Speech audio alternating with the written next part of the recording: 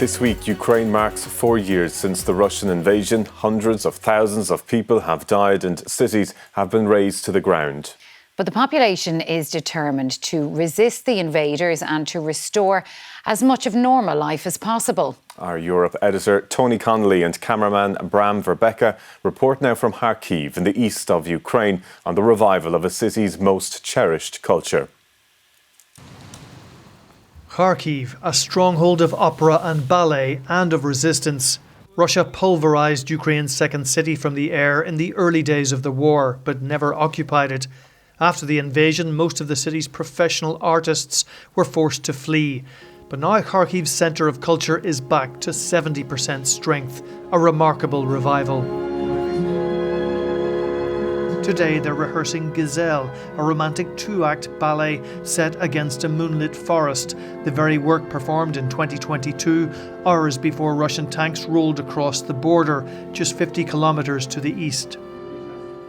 But this is deep underground. Because of its strategic location, Kharkiv is regarded as the most bombed city in Ukraine, under relentless assault from cruise and ballistic missiles and Shahid drones. For the first 10 days in my apartment, I lived in a corridor, closed all the doors and avoided the windows. When the siren sounded, I would go down to the shelter. Well, the rehearsal has now moved up to what is the main stage in the Kharkiv opera. So why were they practicing down below? Well, if there was a Russian air attack, then the entire cast, orchestra and audience would have to shift 4 flights down to safety. The main auditorium has remained dark since Russia attacked. The first months were difficult. The city was under constant shelling. The theatre was very badly hit.